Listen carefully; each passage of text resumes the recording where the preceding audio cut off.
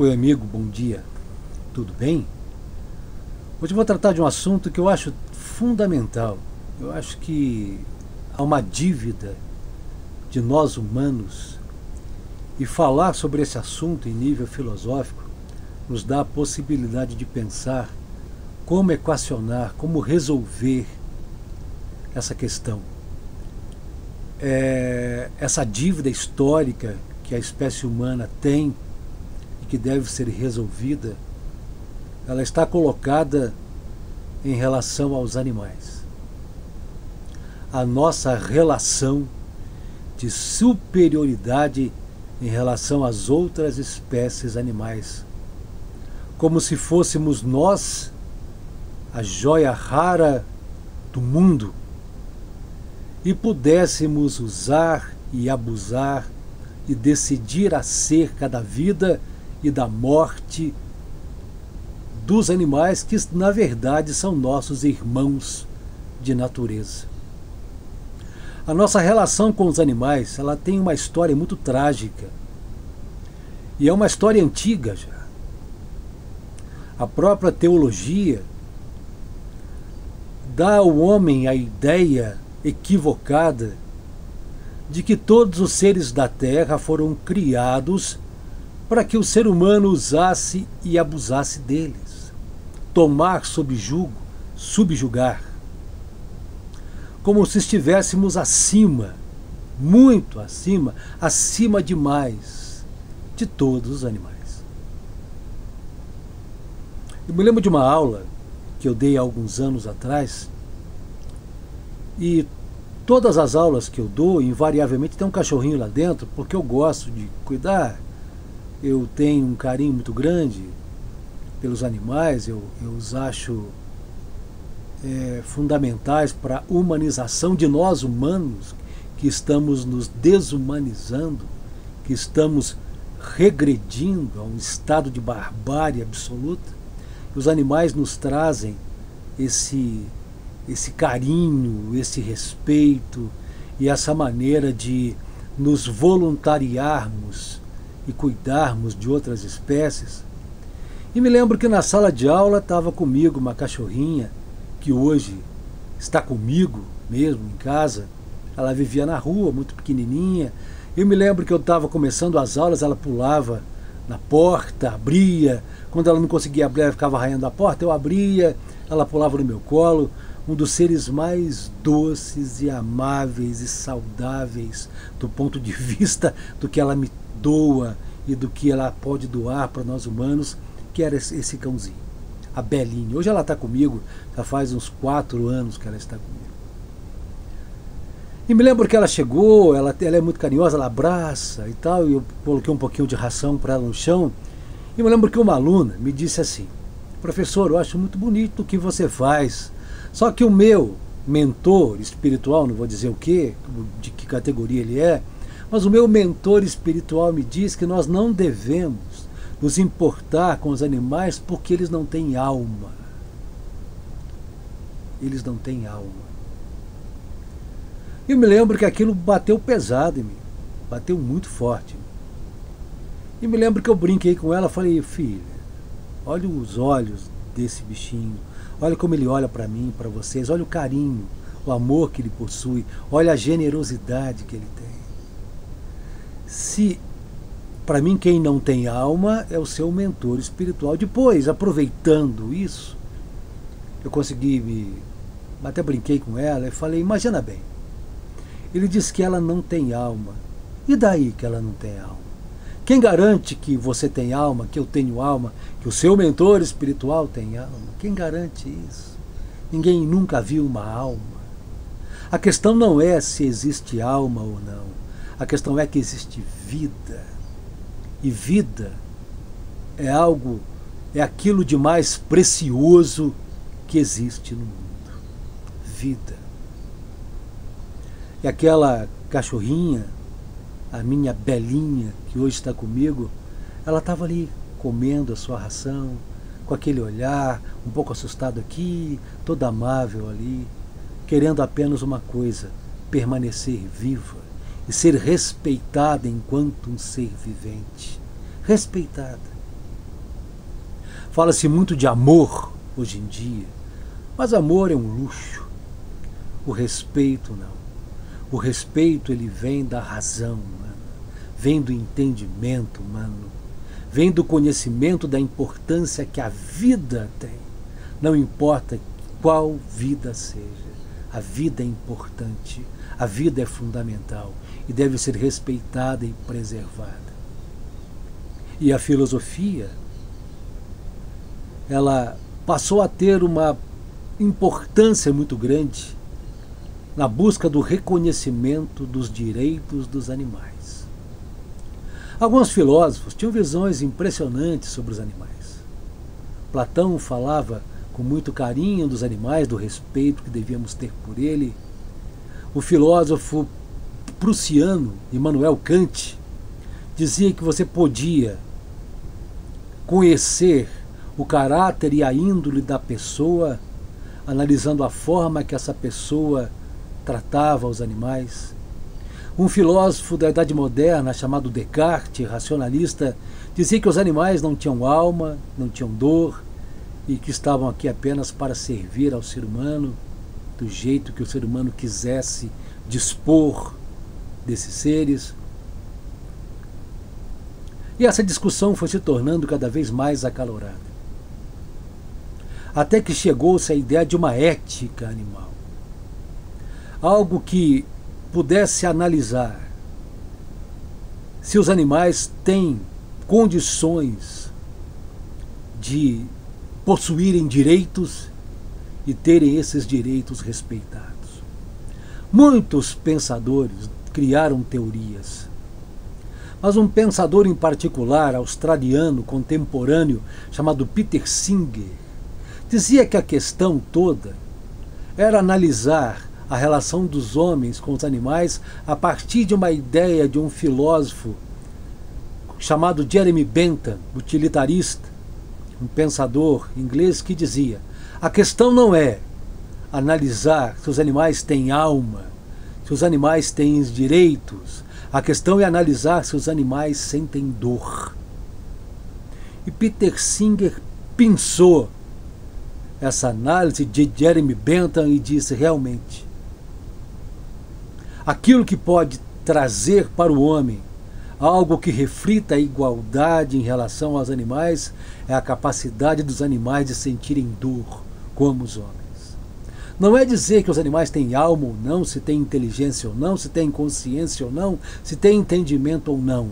É saber se eles sentem dor. E se eles sentem dor, eles devem ser respeitados. Porque o ser humano sabe o que é dor. Porque o ser humano foge da dor a cada dia. A primeira mentira humana da história é que ele não sentia dor e nem morria, para poder sobreviver a um mundo que ele sabe que é um mundo selvagem, inóspito, e que ele não tem certeza se sai de casa vivo e volta também vivo. Então, para Peter Singer, a ideia é entender se os animais sentem dor. E se eles sentem dor, qual é a nossa possibilidade de ajuda, de auxílio, para que esses seres não sofram tanto como vêm sofrendo. No mundo mata-se milhões e milhões de animais por desrespeito, por agressão, por uso desses animais como cobaia científica e animais como produto alimentar do homem.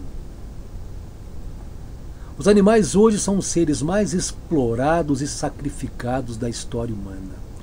Foram e continuam sendo, apesar da nossa evolução. Você olha pela rua, animais carregando 6 pessoas numa charrete, às vezes malnutridos, sofridos. Animais usados como cobaias em laboratório. Animais abandonados, agredidos pelo simples fato de serem animais. Animais considerados cães de rua. Eles não são cães de rua, eles foram abandonados na rua. Nós vemos hoje animais selvagens invadindo cidades porque não tem mais o que comer na selva, nas florestas.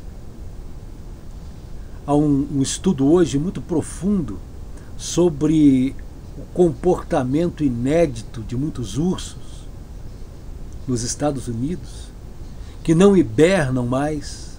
Todo mundo sabe que os ursos chega um momento em que eles se alimentam e hibernam por meses. Ficam dentro de uma caverna lá e só saem depois desse tempo. Descobriram que em alguns lugares nos Estados Unidos eles não hibernam mais. Eles vão em busca de comida naqueles parques e esvaziam aquelas caixas de lixo para comer restos de sanduíche. Imagine o impacto na natureza que o homem tem criado. Nós devemos ter consciência que a natureza existiu antes do advento humano. Os seres humanos vieram bem depois da natureza. A natureza já estava aqui quando os seres humanos vieram. E em muitos lugares os seres humanos impuseram a sua maneira de viver, o seu mundo. A cultura nada mais é também do que a intromissão do homem na natureza, transformando essa natureza em um espaço humano para trazer conforto ao homem.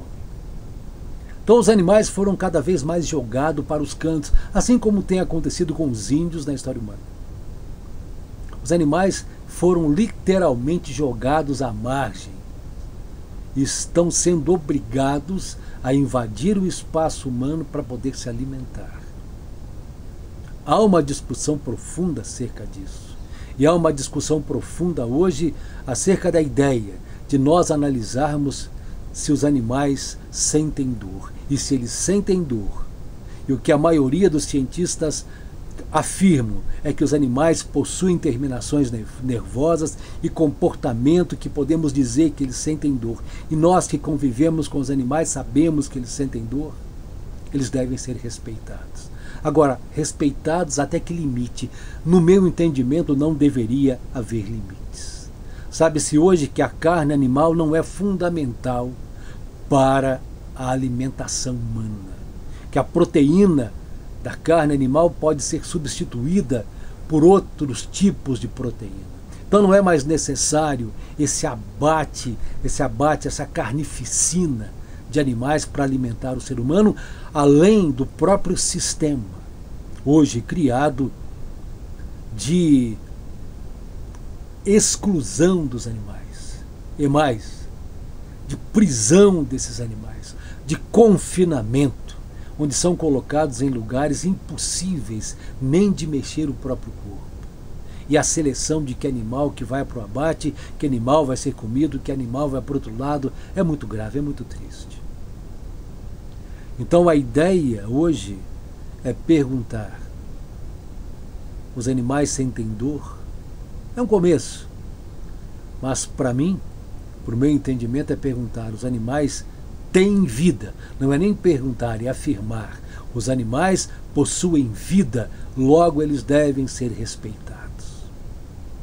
A agressão ao animal é fruto da maior covardia da espécie humana, da maior falta de inteligência, da maior falta de humanidade do ser humano. Quem tortura, quem agride o animal, realmente está aquém da capacidade humana de ter evoluído enquanto pessoa, enquanto indivíduo. Existem outras vertentes no pensamento da filosofia animal. Um deles é um pensador chamado Tom Regan. Ele desenvolve, ele é utilitarista, então ele acha que nós devemos imaginar um protocolo que nos coloque limites nessa forma de explorar os animais. Ele cria a teoria dos 3 R's. Que teoria é essa? Realizar, sempre que possível, a substituição dos animais por outras alternativas. Reduzir o número de animais usados em experiências a um nível consistente com a produção de dados estatísticos.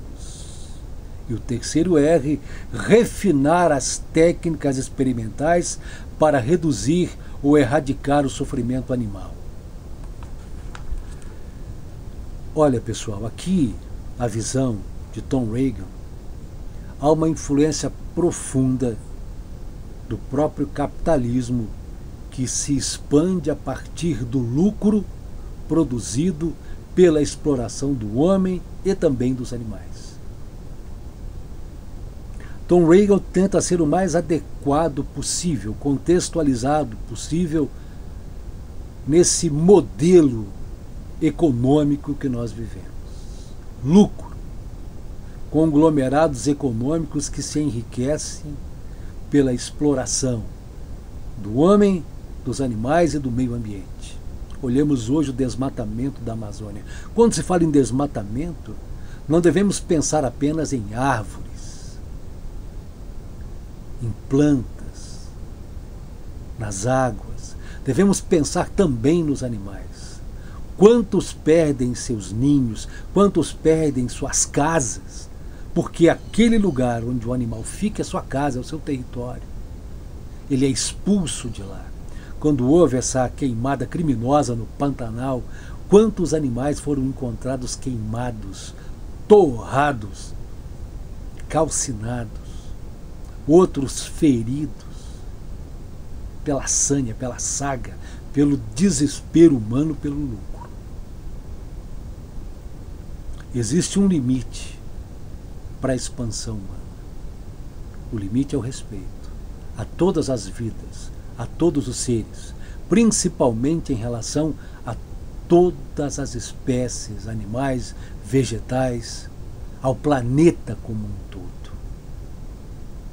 É fundamental que hoje nós possamos evoluir, nós possamos reestabelecer um contrato com a natureza.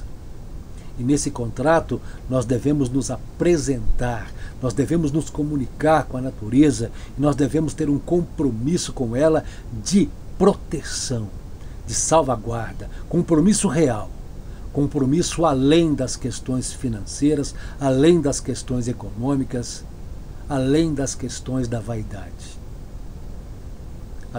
Esse ano, no final do ano passado, criou-se uma lei no Brasil onde se libera a caça esportiva,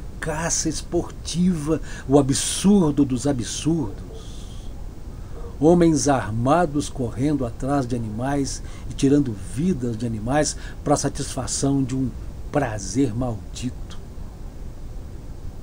Isso não deveria mais existir, jamais. Ainda mais num país como o nosso. Um país onde o que o diferencia é a beleza da diversidade humana e natural. O Brasil é o palco da diversidade, o palco da diversidade racial, o palco da diversidade da natureza. A beleza da vida é a diversidade. Aquilo que não sou, o outro que é me completa e vice-versa. As cores do mundo, os odores do mundo, os sabores do mundo, a beleza do mundo. Ou nós respeitamos o mundo, ou então nós vamos atingir um nível de barbárie, um nível de ignorância que pode nos levar ao arrependimento de perdermos a nossa casa, que é o planeta. Um grande abraço, meus amigos. Saúde!